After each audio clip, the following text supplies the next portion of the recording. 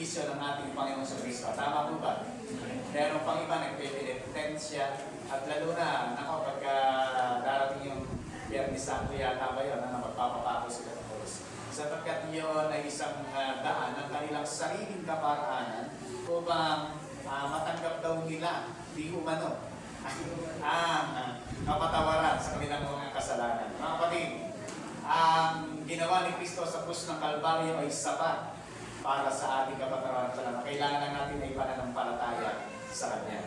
Ano po yung dapat natin gawin? Ang dapat po natin gawin ay at tamang inaalala po natin pero hindi dapat natin tamang gayahin. Kasi po talaga namang ang Panginoong Kristo ay nagsakripisyo para sa ating lahat. At dahil sa pagsakripisyo ng ating Panginoong Jesus ngayon, dapat na ginagawa natin hindi ko papako sa krus o ng mga petensya, kundi dapat po ay paglilingkod sa Kanya. Amen. Ng buong puso.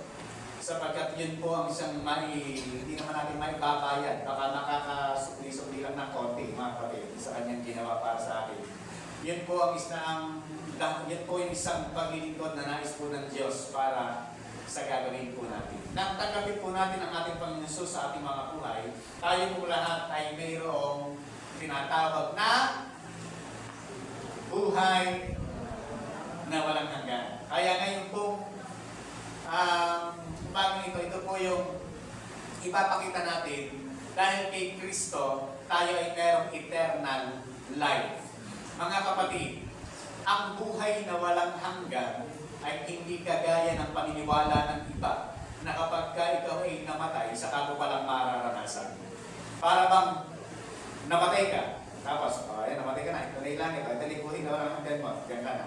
Hindi po gano'n ang buhay na walang hanggan. Ito po, ang Bible ay nagbibigay po sa atin ng assurance or katiyakan na once na ang isang tao ay nanampalataya kay Kristo, ang buhay na walang hanggan ay ibinigay na sa Kanya. Pakikita po natin yan sa salita ng Diyos. Para po maunawaan po natin mabuti ang sinasabi ng salita ng Diyos patungkol dyan sa eternal life na yan, ay makita po natin ano ba yung sinasabi ng salita ng Diyos. Totoo po ba na ang sinasabi ng salita ng Diyos ay meron tayong buhay na walang hanggan ngayon pa lang na tayo nanampalataya kay Kristo? O ibibigay pa lang ito kapag nandun na tayo sa kamatayan, namatay na tayo? Ano po ang tinatawag na the exposition or exposition? Ibig sabihin yung pagpapahayag. Ang salita po ng Diyos ay merong kapahayagan o pagpapahayag patungkol sa ating pananampalataya kung ano ang mayroon tayo nang tanggapin po natin si Kristo bilang ating buhay na Diyos. Ano po ang exposition? Eternal life is the present position of every believer in Christ. Ang buhay na walang hanggan ay present position. Nasa iyo na ngayon, nasa mga mananampalataya nang tanggapin na si Kristo.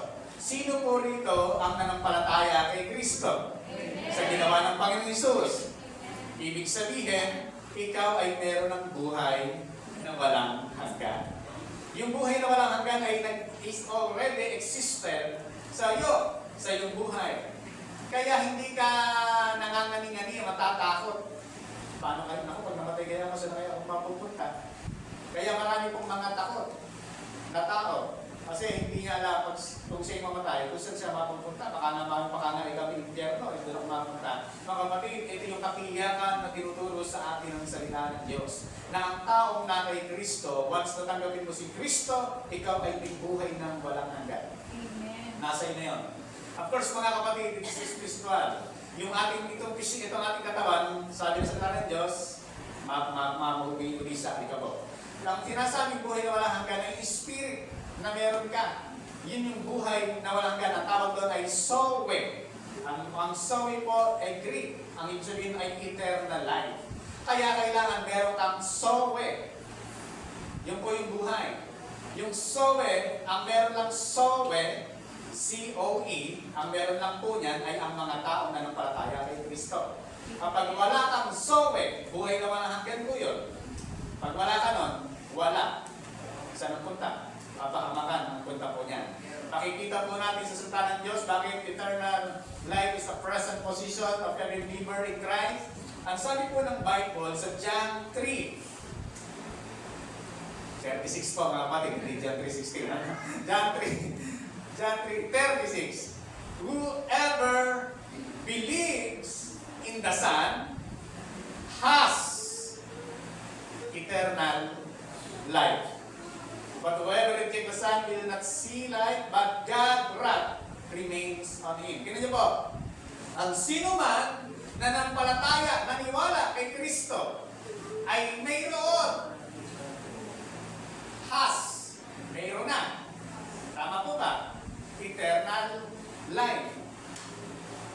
Yung tao na nanampalataya kay Kristo, meron ka na. Buhay na walang hanggan. Yan yung binigay ng Panginoon. Tingnan niyo po, meron pang verse. John 5:24. Tingnan niyo po. Pinakikita po natin yan pa. Ano po yung underline? Has. Ano po yung has? Past, present. So, meron na. Ibig sabihin, has eternal life. Tingnan niyo po. John 5:24. Very truly I tell you, whoever hears my word and believes Him who sent me, ito kami sinasabi ko sa'yo, sino mang nakikinig ng aking salita, nananampalataya sa nagsugo sa akin, ang Ama, referring sa God the Father, has eternal life and will not be judged, but has crossed over from death to life. Kapag tayo nanampalataya sa ating Panginoon Jesucristo, ikaw ay mayroon ng buhay na walang hanggan at sabi niya, and will not be judged. Hindi ka na hahatulan na maparusahan. Ikaw ay nag-cross over from death to life. Ibig sabihin po pala, ang taong nanampalataya kay Kristo, mula dapat sa papunta ng kapahamakan sa impyerno kamatayan, because the wages of sin is death, ang kabilang kasalanan ay kamatayan, nang tanggapin niya ang Panginoon Jesucristo, nag-cross over. Nag-cross over from death to life. Ang tanong ko, na kay Kristo po ba tayo?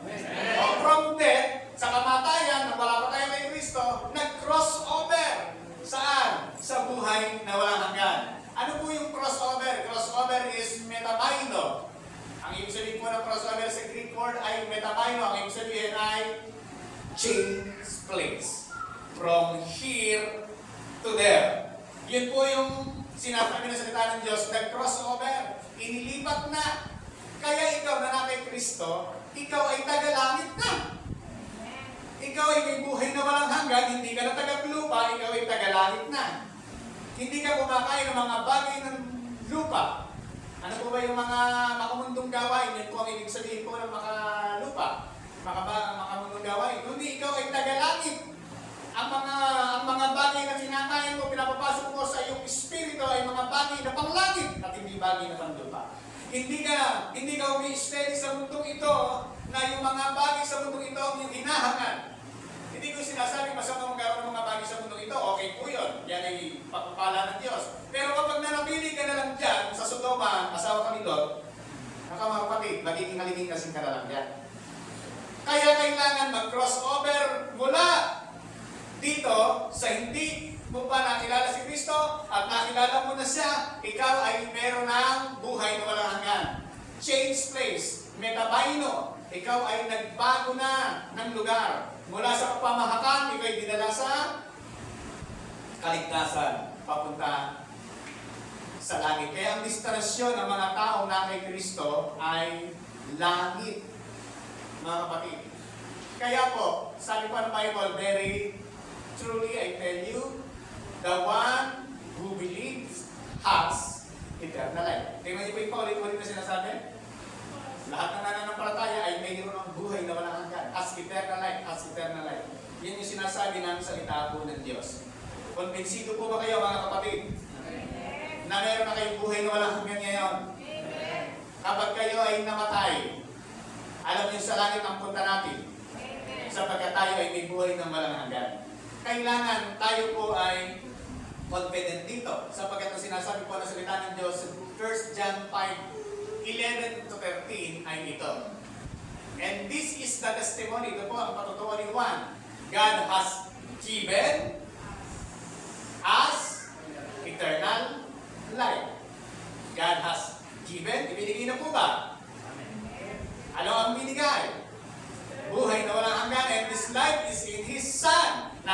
Kristo po ba kayo? Sabi pa po niya, whoever has the Son, ang sino mang nasa anak ng Diyos, si Kristo, ay has life. May buhay na walang hanggan. Whoever does not have the Son of God does not have life. Yung mga tao wala sa anak ng Diyos, hindi na napalataya kay Kristo, ay wala siyang buhay na walang hanggan. Kasi po mga kapatid, napakahalaga ng pananampalataya kay Kristo. Sabi po ng verse 13, I write this thing to you who believe in the name of the Son of God, so that you may know that you have eternal life. Bakit daw po ito isinulat? Para makita natin na tayo mga nananampalataya sa anak ng Diyos, sa ating Panginoon Kristo, ay mayroong buhay na walang hanggan. Ito po ay kailangan nating panampalatayaan at paniwalaan. Sapagkat yun yung sinasabi ng salita ng Diyos na sino man na kay Kristo ay mayroon ng buhay na walang hanggan. Hindi mo ito makukuha sa iyong pagpipinentensya. Hindi ito makukuha sa iyong mga gawa. Ito po ay libreng kaloob ng Diyos. Sabi po ng Romans 6:23, for the wages of sin is death, but the gift of God is eternal life in Christ Jesus our Lord. Ang buhay na walang hanggan ay regalo ng Diyos. Amen. Ay mukhang hindi kayo masaya. Ang buhay na walang hanggan ay binigay ng Diyos, regalo, walang bayad, wala kang dapat gawin pananampalataya kay Kristo. Yan kung salita na yan mga kapatid at yung word na yan ay ayaw tanggapin ng mga tao. Ang gusto nila pinagpapaguran, pinaghihirapan. Tanong ko, sige pagpaguran mo, saan galing lakas mo? Pwede sa Diyos lahat. Mga kapatid, ang buhay na walang hanggan ay regalo ng Diyos, bigay ng Diyos. At hindi natin kailangang pagpaguran, hindi pananampalataya, hindi ginawa ni Kristo. Imagine, kung ang buhay na walang hanggan ay sa pamamagitan po ng pagsunod natin sa kahit anumang mga kautusan, magkakaroon tayo ng buhay na walang hanggan. Ibig sabihin, dapat si Jesus hindi na nagkataon tao pumunta dito sa lupa para bayaran ang ating mga kasalanan sapagkat kaya naman para natin na mapawalang sala sa pamamagitan ng pagsunod natin. Eh hindi po pwede. Hindi natin kaya. Kaya ano ginawa ng Diyos? Ibinigay si Kristo, kung tayo sa anak ng Diyos, naging kabayaran sa ating mga kasalanan, at lahat ng sasampalataya kay Kristo na maniniwala kay Kristo sa kanyang ginawa para sa atin sa Krus ng Kalbaryo ay merong free gift na buhay na walang hanggan. Kaya ikaw at ako mga kapatid na na kay Kristo ay mayroon ng buhay na walang hanggan. Eternal life is a present possession of every believer in Christ.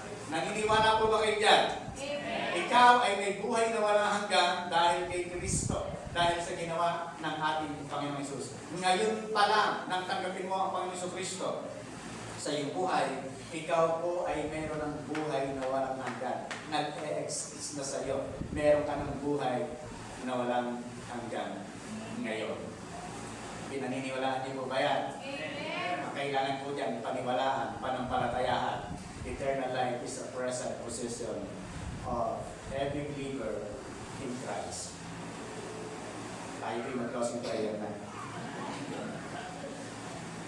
Yan po mga kapatid, pag nakuha niyo po yan, busog na po tayo. Paniwalaan po natin. May application pa pala tayo. Ngayon tayo may buhay na walang hanggan, ano po yung dapat po natin gawin? Ano po yung dapat natin sa buhay? Dahil tayo po ay meron namang buhay na walang hangganan. Okay na pala. Bakit pa ako sisimba? Bakit pa ako atin ng prayer meeting? Bakit pa ako gagawa ng mga bagay na dapat na mga spiritual things? Kaya may okay na pala, may buhay na walang hanggan mga kapatid. Ang katiyakan ng may buhay na walang hanggan, lalo kang napapalapit sa Diyos. Amen. Alam ka naman sinasabi mo yung buhay na walang hanggan, nasa beer house ka.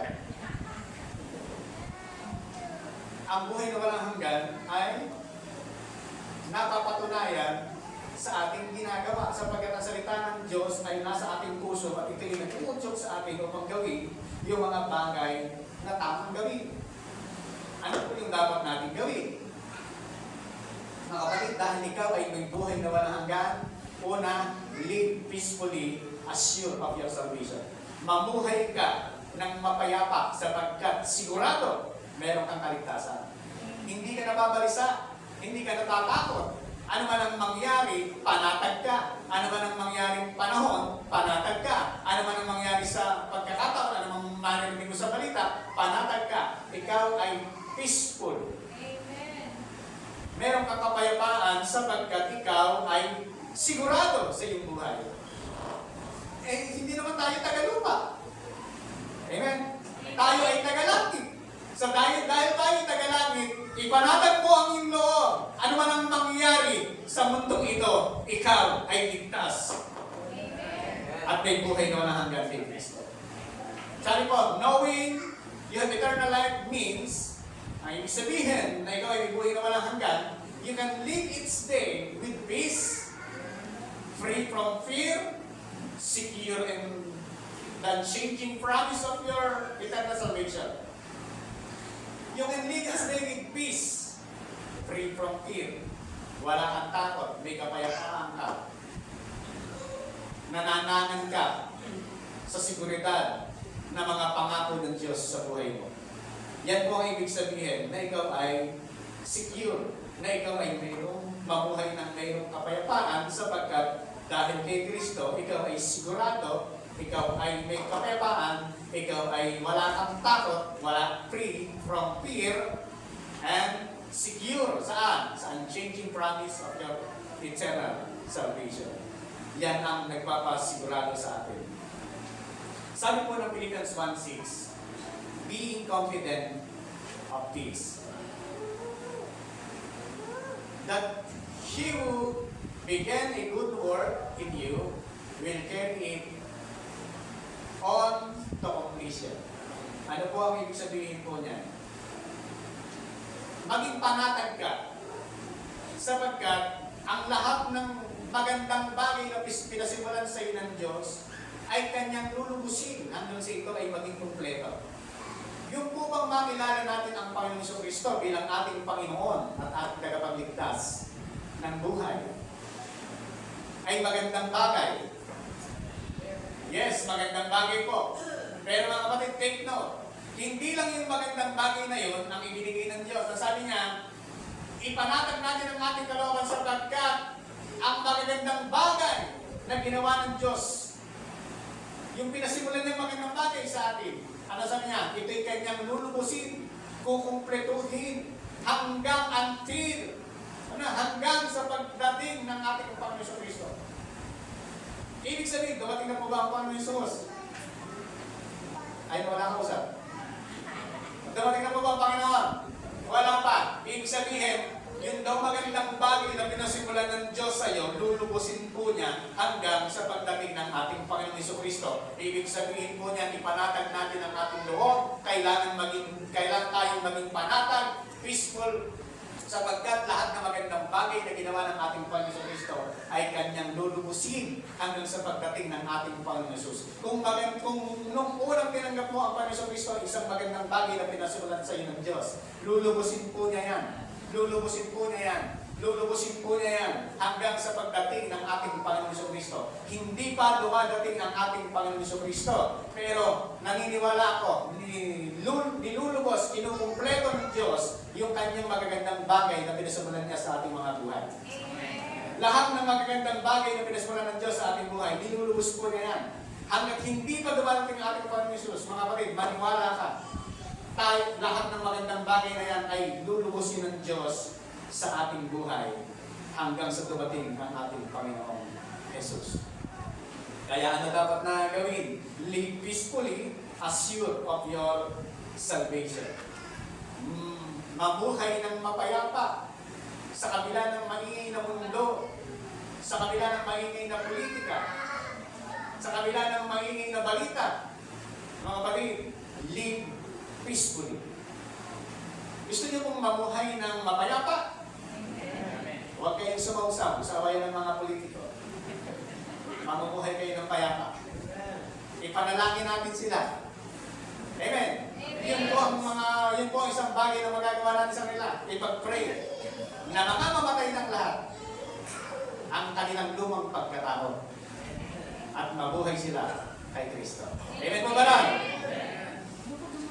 Kaya, lahat ng mga magagandang bagay nito na pinasimulan ng Diyos ay lulusin ng Diyos sa ating mga buhay. Pangalawa, live a long and satisfied life. Dahil ikaw ay may buhay na walang hanggan na binigay ni Kristo sa iyo. Mamuhay ka ng mahaba and satisfied life. Mahabang buhay na satisfied. Tingnan niyo po, knowing you have eternal life allows you to live with deep satisfaction and peace, trusting God's promise of a fulfilled and blessed life here and forever. Ang sabi po na salita ng Diyos, hayaan mo na ikaw ay mamuhay doon sa masaganang satisfaction ng kapayapaan, sa malalim na satisfaction ng kapayapaan mo, na nagtitiwala sa mga pangako ng Diyos. Ano po ang ating theme ngayong taon? Walk in God's promises. Tingnan niyo po ito. Sabi niya, trusting God's promise of a fulfilled and blessed life here on earth, forever. Yan po ba ay pangako ng Diyos sa atin? Dahil ikaw at ako ay may buhay na walang hanggan, mga kapatid. Ang ating buhay ay kailangan nating ipayapa at magtiwala tayo sa mga pangako ng Panginoon. Ano po yung pangako ng Diyos? Fulfill and blessed life here, kailan? Forever. Yan po ba ang sinasabi ng salita ng Diyos? Bigyan natin ng verse. Sabi po ng Bible sa NLT ng John 10:10, my purpose is to give them a rich and satisfying life. Yan yung sinasabi ng salita ng Diyos. Ang purpose kung bakit sa Panginoon Hesus ay nagkatawang tao at napunta dito sa mundo, ang sabi po niya is to give them. Sino po yung them? Tayo na mananampalataya sa Kanya. Tayo na Kanyang mga tupa. Is to give them a rich and satisfying life.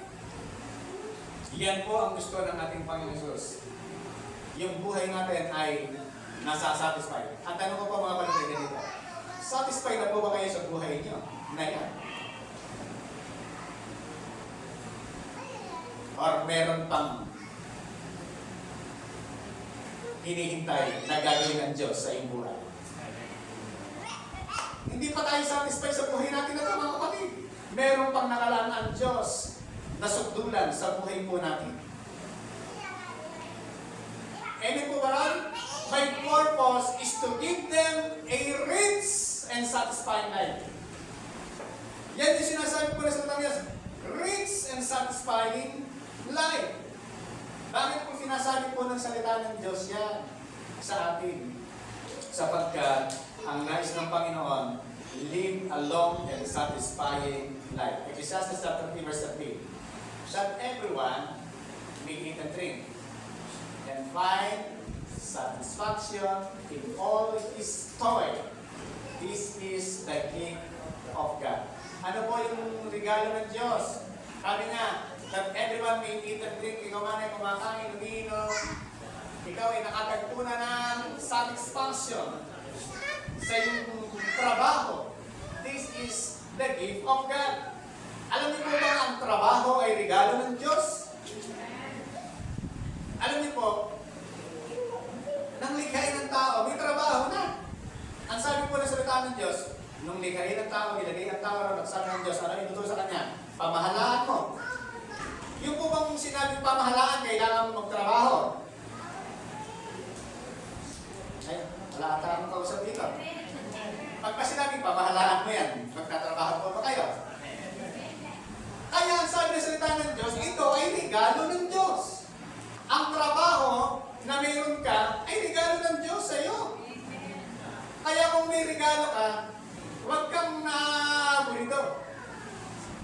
studies na naman bukas. Ano gusto mo? Walang trabaho.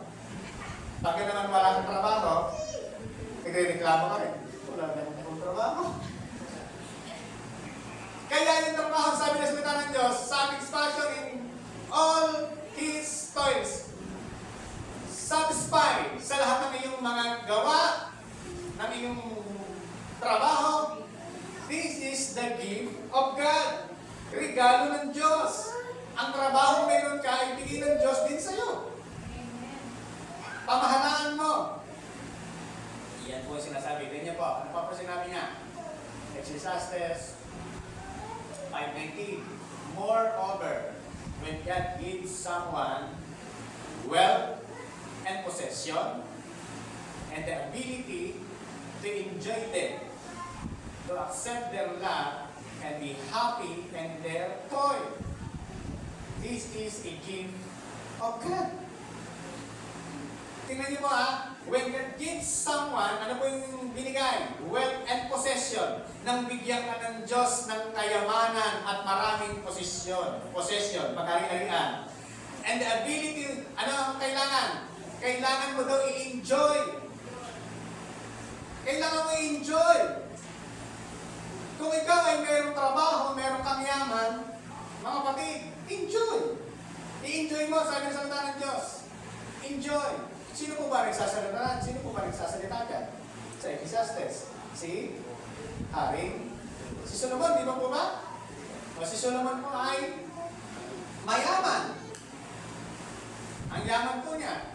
Ang natutunan niya sa buhay niya, sabi niya, ay i-enjoy mo ang iyong mga pinagpaguran. Bakit daw po kailangan enjoy ang iyong pinagpaguran? Sapagkat kung hindi mo i-enjoy ang iyong pinagpaguran, ipamamana mo sa iyong anak. Nung ipinamana mo sa iyong anak, nag-asawa ang iyong anak. Nung nag-asawa ang iyong anak, namatay ang iyong anak, ang nagmana, yung manugang mo. Happy ang buhay ng manugang mo. Ikaw ang nagpagod.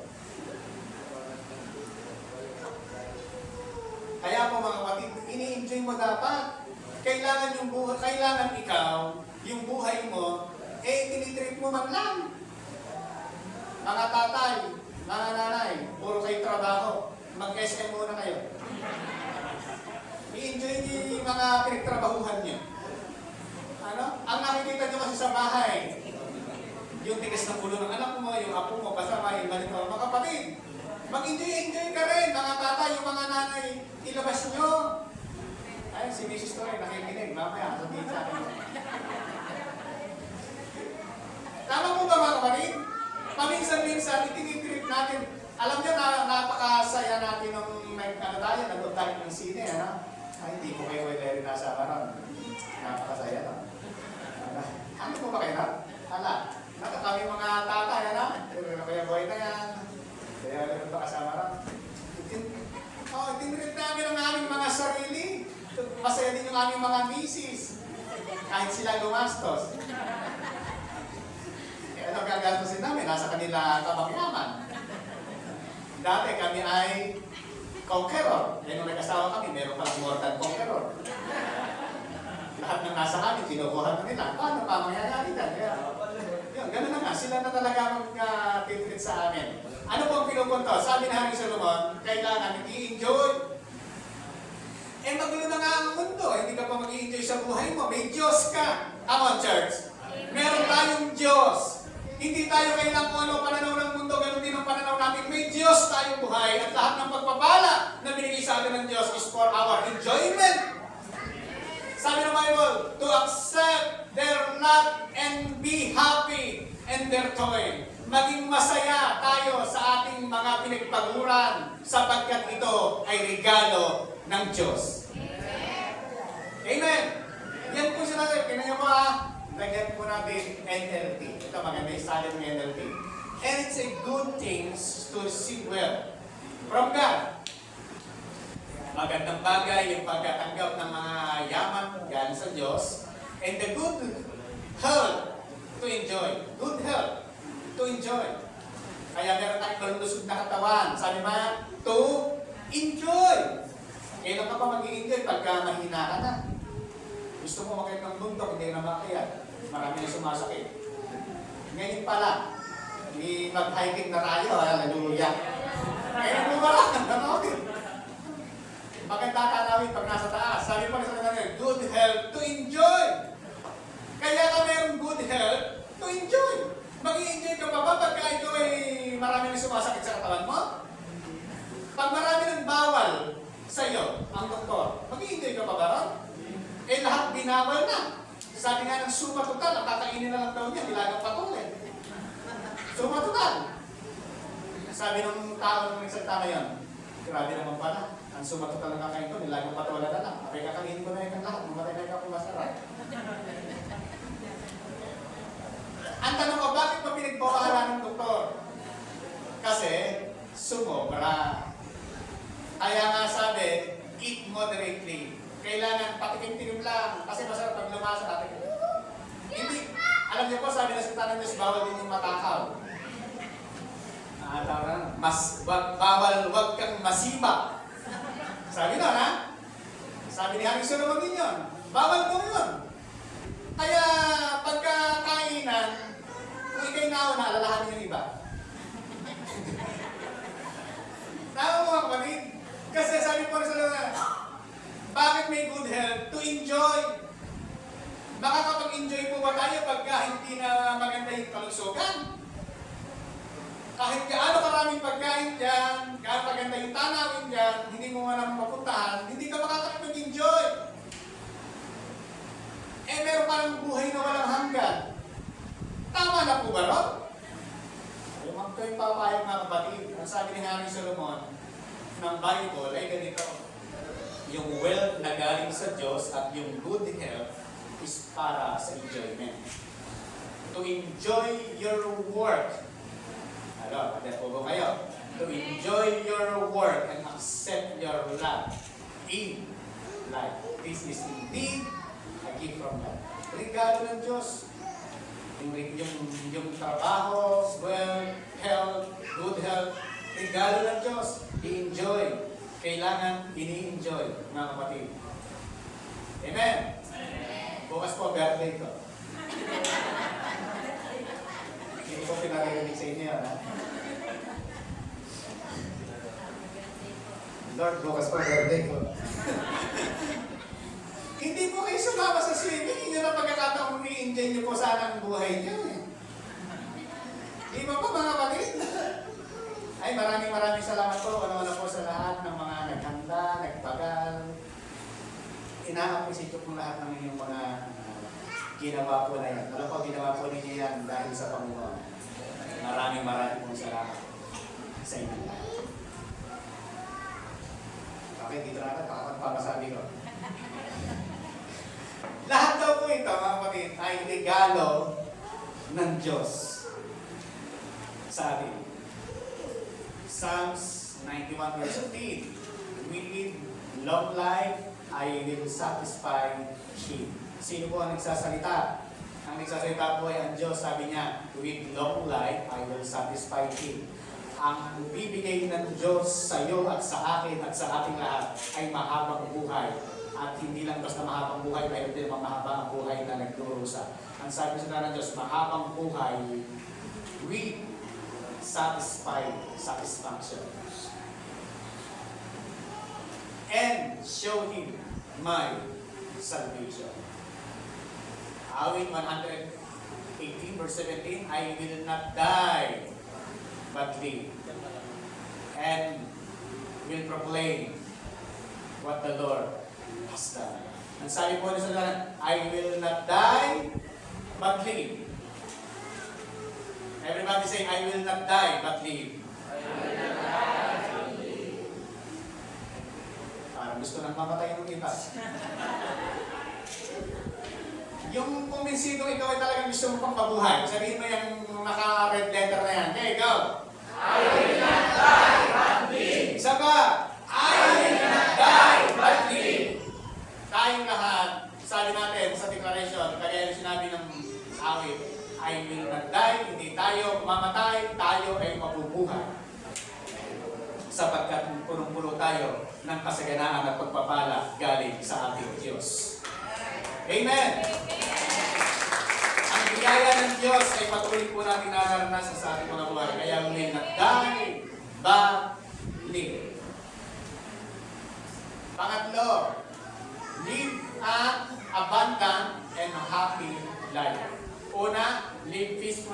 sure of your salvation. Pangalawa, live a long and satisfied life. Pangatlo, live an abundant and happy life. Dahil may buhay ka ng walang hanggan, huwag ka lang mag-stay dito sa buhay na walang hanggan na meron ka. Mabuhay ka, abundant and happy life. Knowing you have eternal life, unlock a life of truth, abundance, and joy. Filling each day with peace, purpose, and a deep, unshakable happiness. Mga kapatid, live an abundant life. Ito yung sinasabi ng salita ng Diyos. Kailangan ang bawat araw mo ay pinupuno mo ng kapayapaan. Pinupuno mo ng purpose. Yung buhay mo ay may purpose. And a deep, unshakable happiness. Hindi ka na aapektuhan ng pangyayari sa paligid mo. Ikaw, ang iyong kagalakan ay unshakable. Ang iyong kasiyahan ay unshakable. Sabi po ng salita ng Diyos, live an abundant happily, John 10:10, King James Version. Sabi niya, yung red letter lang po basahin natin, yun po ang maganda. Bagamat sinama po natin lahat para makita natin ang context. Pero ngayon, red letter, sabi niya, I am come, referring to Jesus Christ, that they might have life, and that they might have it more abundantly. More abundantly. Kaya sabi ng salita ng Diyos, live an abundant and happy life. Sapagkat ang gusto po ng Diyos ay live more abundantly ang buhay po natin. Ang gusto po ba ng Diyos ay managana tayo? Hello, mga kapatid, ang gusto po ba ng Diyos managana po tayo? Yun po ang sinasabi ng salita ng Diyos. Kaya daw po ang Panginoon Jesucristo ay napunta dito para tayo ay managana sa buhay. Naniniwala po ba kayo ito? Ito pa sabi, and God is able to bless you abundantly. Sabi po, and God is able to bless you abundantly. Kaya-kaya tayong pasaganain ng Diyos so that in all things, at all times, having all that you need. Para meron tayong magagamit sa lahat ng panahon at pagkakataon ay meron tayong magagamit sa lahat ng ating mga pangangailangan. You will abound in every good work para makatulong tayo ng mabubuting gawa. Bakit tayo pasasaganain ng Diyos? Para magamit niya tayo sa mabubuting gawa. Ang pagpapala na mayroon tayo ay hindi lang para sa atin. Kaya po tayo ay pinagpala ng Diyos para tayo po ay magamit niya bilang pagpapala sa iba. At ang pagpapalang ito ay para sa ating kasiyahan. Ito sabi ng salita niya sa bakit tayo pinagpala ng Diyos. Sabi niya, Timothy. Sabi po na, but to put their hope in God, who richly provide us with everything for our enjoyment. Okay, red letter, sabay-sabay, basa.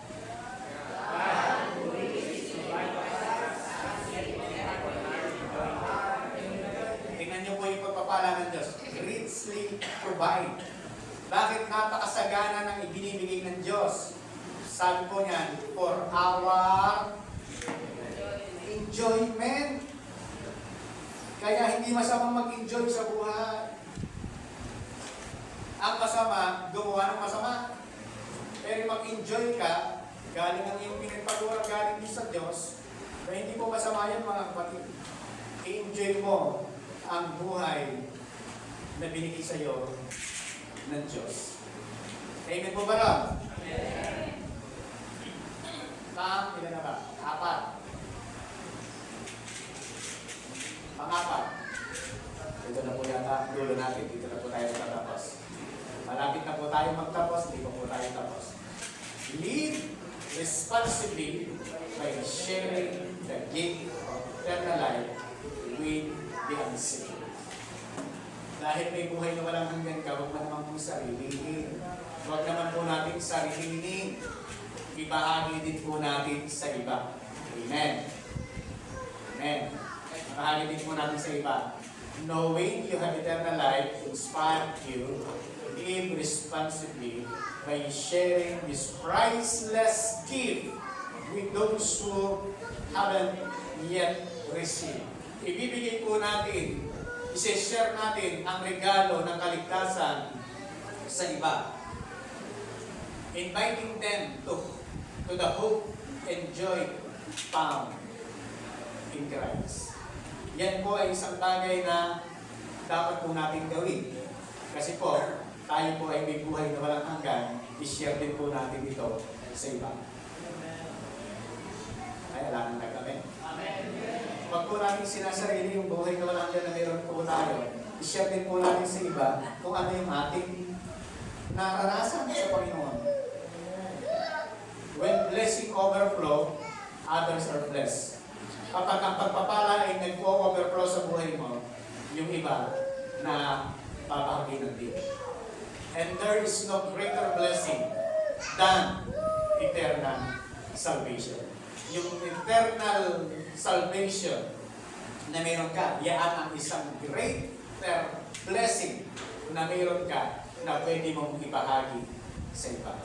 Hindi mo ba ikasisiya? Pagdating mo sa langit, sasabihin sa iyo ng isang tao, ay, brother, salamat. Kaya ako nandito dahil binahagi mo sa akin si Kristo.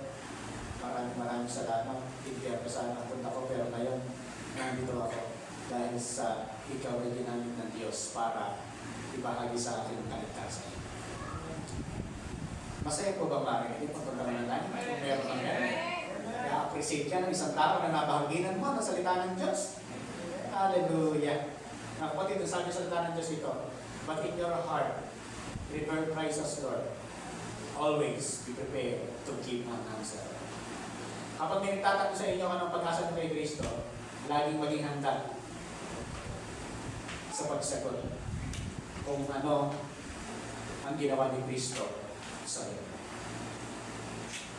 To everyone who asks you to give the reason for the hope that you have, but do this with gentleness and respect. Kung may nagtatanong sa iyo na ano ba meron niya sa born again na yan? Bakit ba nandiyan ka? Bakit ba na-born again ka dati? Ganito ka. Kapatid, do this with gentleness and respect. Kahit na yung mga nagtatanong sa iyo ay parang nagtutuya lang, do this with gentleness and respect. Kapatid, yan ang isang bagay na dapat natin gawin. Live responsibly by sharing the gift of eternal life. Pakita mo nga may si David Livingstone. Si David Livingstone po ay isang Scottish physician, pioneering Christian missionary po siya. Siya po ay isang missionary, si David Livingstone. Yan po, si David Livingstone. 1800 pa po yan. I-google nyo na lang, nakikita nyo po ang kanyang story. Siya po ay isang missionary. Nung siya po ay naging missionary, galing po siya sa London missionary po yan. Taga-London po siya. Ang London po ay isang napakagandang lugar. Tama po ba? Ngunit, nung siya po ay nakakilala sa Panginoon, siya po ay may puso na maglingkod sa Diyos, siya po ay nag-mission sa Africa. Sa isang lugar na hindi pa nararating noong panahon po na yan. Ang mga tao po pag napunta ron, alam po sa Africa, di ba may mga tribo po na cannibalism. Pag napunta ka, tanghalihan ka nila. Kung napunta ka ng umaga, umagahan ka nila. Sabi nila, dun salamat, yung umagahan na. Ganun po yan.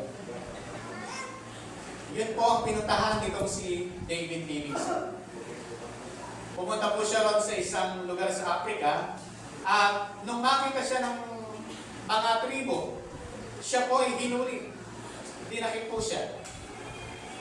Kinulong siya sapagkat cannibalism na po, darating yung oras nung gabi na yon ay magsasaya ang buong tribo kukunin itong si David Livingstone, susunugin. Ililitsyon na siya nilang gagawing hapunan. Habang ito po si David Livingstone ay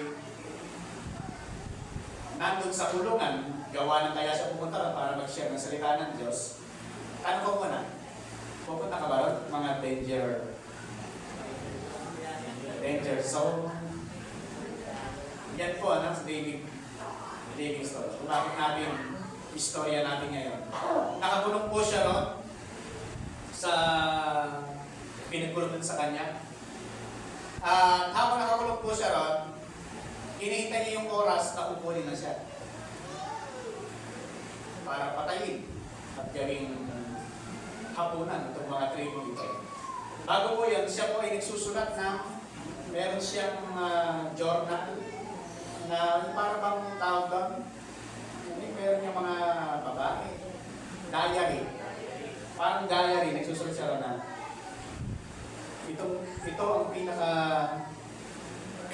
ito ang pinakamagandang araw ng buhay ko. Ang ako ay mamamatay na naglilingkod sa Panginoon. Ilang oras na lang mula ngayon, ikaw, Panginoon Yesus, ay akin ang makikita. At ako ay magiging masaya sapagkat inalay ko ang buhay ko, ang huling buhay ko sa iyo. Ilagay po niya ng date kung kailan.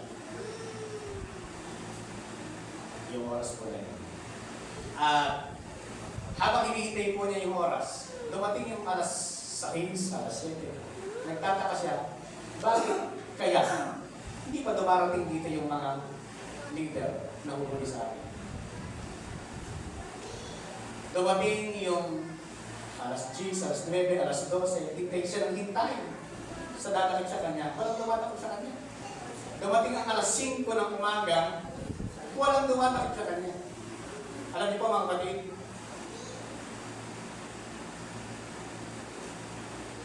to cut the long story short po mga kapatid, nang siya po ay makabalik sa kanila, doon sa kanyang lugar, nakita ng kanyang sekretary, yung kanyang sulat. Ganitong petsa, ganitong araw, ganito yung mangyayari sa kanya. Sabi niya, David Livingstone, Sir, ito pong oras na ito, araw na ito, kami ay nandito sa church, nagpe-pray kami. Hindi namin alam kung bakit habang nagpe-pray kami, ang udyok sa amin ng Holy Spirit ay mag-overnight kami. Ewan ko kung anong struggle yung nararanasan namin habang nagpe-pray kami. Umabot kami ng alas 12, umabot kami ng alas 5 ng umaga, pray pa rin kami ng pray. Alam niyo po kung bakit bumalik si David Livingstone sa lugar na yun. Tinanong niya ngayon yung leader ng Tabernacle ng tribo ito. Dahil later on, na-born again yung tribo. Tinanong niya ngayon. Sabi na, Sir, bakit nung panahon na hindi mo ako hinulit? Hinihintay ko pa naman kaya, papunta na ako kay Kristo nun eh. Susulat na nga. Sabi niya, huhulihin ka namin nung panahon na yun. Hindi lang kami makapasok dahil mayroong 30 ng higanting nakabantay sa ulungan mo. Hindi namin papasok pa kung dahil ang dami higanting 39. Alam niyo po kami yung 39? Yung nagpe-pray dito sa church, 39 tao nag-overnight. Yun pala ay mga higanting nakabantay kay David. Mga kapatid, anong ibig sabihin natin? May ginagawa ang Diyos sa panalangin natin. May ginagawa ang Diyos sa panalangin mo. Huwag mong lulubayan ang mahal mo sa buhay. Huwag mong lulubayan ang ipinagpe-pray mo sa Diyos. May nakabantay na anghel sa mga tao na pinagpe-pray natin. Kaya ang pagpapanalangin natin mga kapatid Kaya ang panalangin natin mga kapatid, akala natin walang nangyayari. Sa tuwing tayo ay nananalangin, may dakilang bagay na ginagawa ng Diyos. Kaya kong lahat ay tumayo.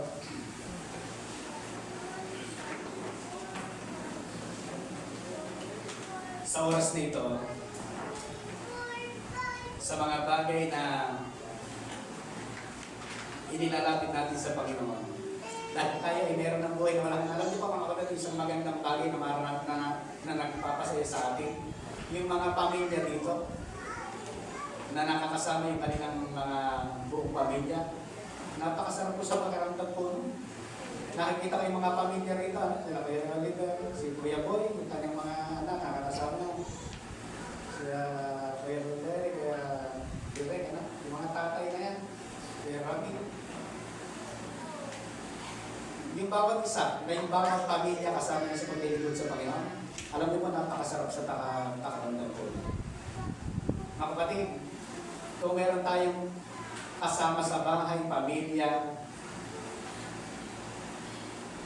anak, kung even magulang natin, hindi pa natin nakakasama sa paglilingkod sa buhay ng Diyos. Pero hindi pa sila nakakakilala sa Panginoon. Huwag natin silang susuruhan sa pananalangin sapagkat may ginagawa ng Diyos sa kanila. Sa oras na ito, ipigit mo ang iyong mata at isipin mo ang mga mahal mo sa buhay na dapat sana mapapahamak, pero dahil nandyan ka, ikaw ang nagsisilbing gabay, ikaw ang nagsisilbing tagapamagitan sa kanila, ikaw ang nananalangin sa kanila. Huwag mo silang susubukan kahit gaano katagal, darating ang panahon, makakakilala sila sa Diyos. Huwag mong susubukan ang mahal mo sa buhay. Huwag mong susubukan dahil tayo man hindi tayo sinubukan ng Diyos. Hindi tayo sinubukan ng mga tao na nalangin sa atin kung bakit tayo nakakilala sa Diyos. Ang pananalangin sa ating mga mahal sa buhay ay ngayong panahon ito. Ngayong panahon ito na mga buhay pa sila at malalakas pa sila. Hindi sa panahon na sila ay mahina na, kundi ngayon pa lang upang ang kanilang mga lakas na natitira ay magamit sa paglilingkod sa Diyos. Come on, church, ipanalangin mo sa Diyos sa oras dito yung mga mahal mo sa buhay. Naririnig ka ng ating Diyos na buhay. Naririnig ka ng ating Ama sa langit. Na yung matagal mo nang ipinagpray na yan, makikilala, magkakaroon din sila ng buhay na walang hanggan, mararanasan nila ng personal ng ating Diyos na buhay. Ang Diyos, alam ko naririnig mo sa aming mga panalangin sapagkat naririto ka sa aming kalagitnaan. Ang bawat panalangin ng iyong mga anak, ang bawat panalangin namin lahat para sa aming mga mahal sa buhay. Ito po ang isang pinakadakilang regalo na pwede namin ibigay sa kanila. This is the greater blessing na pwede namin ibahagi sa kanila. Walang iba kundi ang kaligtasan. Ang kaligtasan na hahantong sa buhay na walang hanggan. Ang Diyos, maraming salamat po.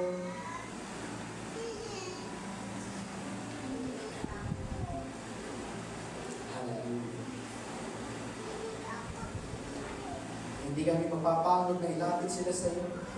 Hindi kami mapapagod na ilapit ang lugar ng bubulong malaki. Hindi kami mapapagod na aming Amang Diyos na ipanalangin ang bawat pamilya sa lugar na ito. Kung bakit naririto ang iyong iglesia, ito ang gagamitin mo upang maibahagi ang mabuting balita. Sapagkat naniniwala kami na walang salita po ninyo ang nasasayang sa aming paghahayag ng iyong salita. Walang salita po ninyo ang nasasayang. Lahat ng ito ay hindi babalik sa iyo ng walang paguluhan. Ito ay babalik sa iyo, aming Amang Diyos, ang may kapangyarihan. Maraming salamat po, aming Ama.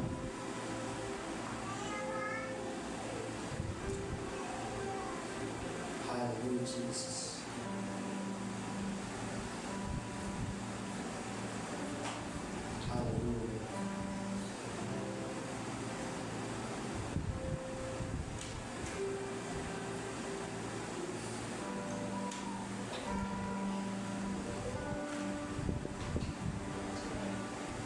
habang pinagpe-pray natin ang ating mga mahal sa buhay, pwede bang gumawa tayo uli ng ating panalangin sa oras na ito? Yung hinabit natin kanina na sa mga kamay ng Diyos, into your hands, I commit again. I-commit natin muli ang ating buhay sa ating Panginoon bilang pagsunod sa Kanya.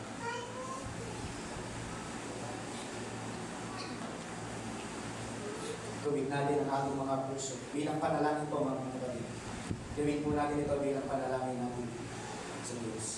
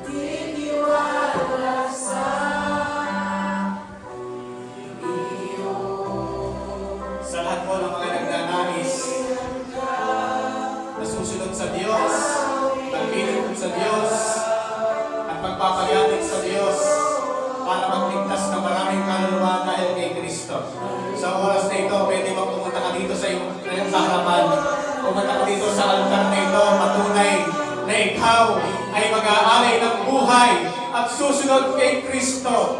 At sa Kanya magpapagamit ng buong buhay at lakas. Ngayong pagkakataon ito, sabihin mo sa Panginoon, ang mga awiting ito na itinatalaga mo yung sarili upang ikaw ay maglilingkod sa Diyos. At sama-sama tayong gagamitin ng Diyos upang punuin ang langit ng mga kaluluwa. Ang galing sa buhay ng ating mga kasamahan, mga kamag-anak, at ibig sa lugar na ito.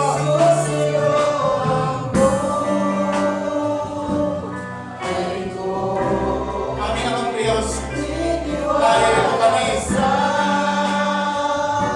nag-aalay ng buhay sa iyo.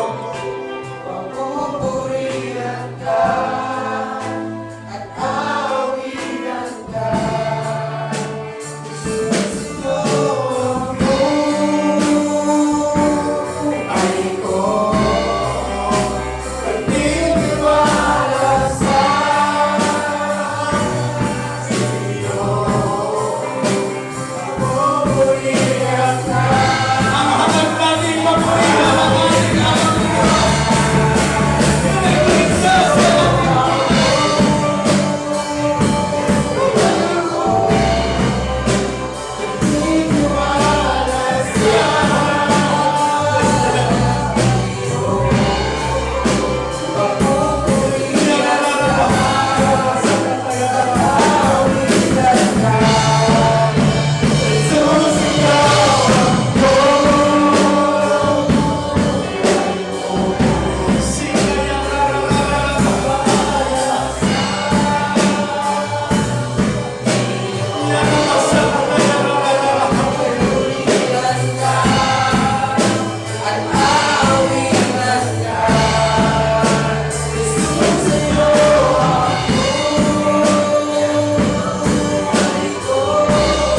Hindi lang namin sasalutin ang pag-aaral ng buhay na walang hanggan na mayroon kami aming Ama. Ito ay kakagaling namin sa iyo. Upang marami ng tao makakakala sa iyo. Pinalalaman ang lahat.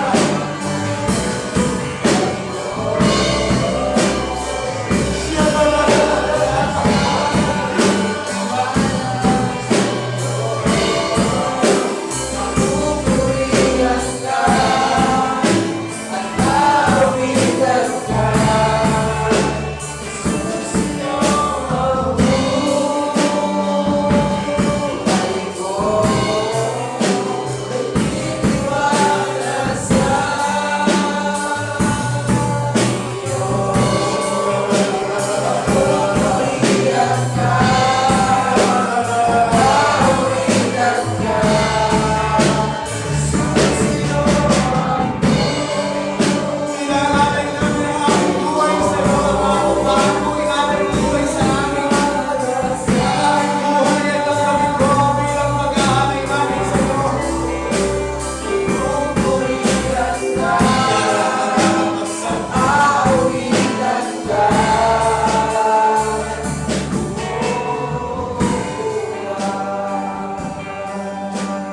Hallelujah. Amang Diyos, kaming lahat na iyong mga anak na humakbang sa oras na ito, nakikita mo ang design ng aming puso na kay aming paglingkuran at papurihan. Gamitin mo kami mightily, powerfully, intentedly, anointedly, to expand the kingdom here on earth. Here in the Barangay Pulong Malaki, sa Lipon, sa Bulacan, Philippines. Gamitin mo kami, aming Amang Diyos. Hayaan mo magliwanag ang aming mga buhay. Ikaw ang makita, ikaw ang mahayag, ikaw ang mamamurihan. I-empower mo, O Diyos, sa aming mga buhay. Kapatid, God empowers you right now in the mighty name of Jesus. God empower you. I-empower ka ng Diyos kanyang gamitin sa kanyang kawasan. Ini-empower ka ng Diyos, pinalalakas ka, ini-empower ka, pinag-aapoy ka, sinisindihan ng kumpi, pinaglalakas, nilalagisan. Receive the power of the Holy Spirit. Receive the power of the Holy Spirit. Receive the power of the Holy Spirit. Receive. Ini-empower tayo ng Diyos upang gamitin mightily, powerfully, and effectively to expand the kingdom of God here on earth. Receive. Receive. Receive the power. Receive the presence. Receive the anointing. The fresh anointing.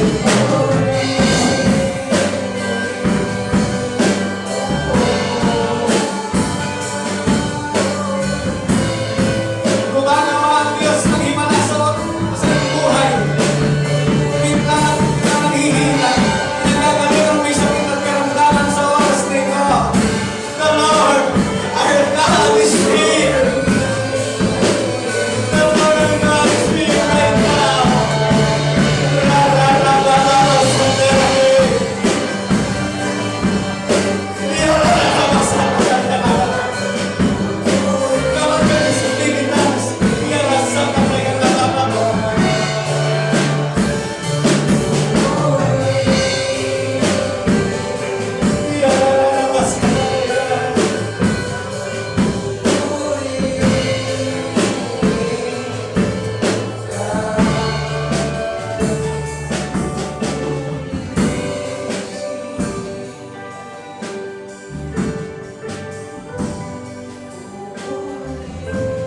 Hallelujah. Hallelujah. Hallelujah. Hallelujah. Amang Diyos, marami pong salamat. Ang Church of the Gugulong Malaki, sama-sama kami na papagamit sa iyo upang ang iyong kaharian ay patuloy na lumapag sa lugar ito at sa mga kalilugar na dating. Ang Diyos, patuloy na magliwanag sa aming mga buhay upang makita ng mga tao na ikaw ang isang Diyos na aming kasama, ikaw ang isang Diyos na aming kinasamba. At patuloy ang Diyos na humingi kami ng karunungan at katalinuhan upang patuloy na ang iyong mga salita ay maibahagi ng may kapangyarihan sa lahat ng tao at maraming magkaroon ng pananampalataya sa iyo sa lugar na ito. Tanggapin kami ng Panginoon at sariling tagapagligtas. Ang Diyos, marami pong salamat. Ang ay gagamitin mo mightily, powerfully, effectively, and anointedly sa lugar na ito at sa anumang dinadala ng iyong mga anak. Aming Amang Diyos, maraming salamat po sa iyong patuloy na ginagawa at gagawin sa aming mga buhay. Lahat ng aming mga ginagawa hindi nasasayang. Lahat ng aming paglilingkod sa iyo hindi nasasayang. Lahat ng aming mga pananalangin, ikaw may ginagawa at kumikilos ka aming Amang Diyos. Maraming salamat sa iyong kabutihan. Maraming salamat ng Diyos sa iyong katapatan sa aming mga buhay. We are ready to do your will, Father, to expand the kingdom of God, expand your kingdom here sa Barangay Gugulong Malaki at sa Mamad Kalindalin, aming Amang Diyos. Maraming salamat po, aming Ama, sa iyong pag-empower sa bawat isa sa amin. Patuloy na lalago ang mga cell group ng mga tatay, ng mga nanay, even kabataan, Father God, at maraming maglilingkod sa iyo, maraming makakakilala sa iyo, aming Amang Diyos, maraming mga nanay, maraming mga tatay ang makakakilala sa iyo, aming Ama.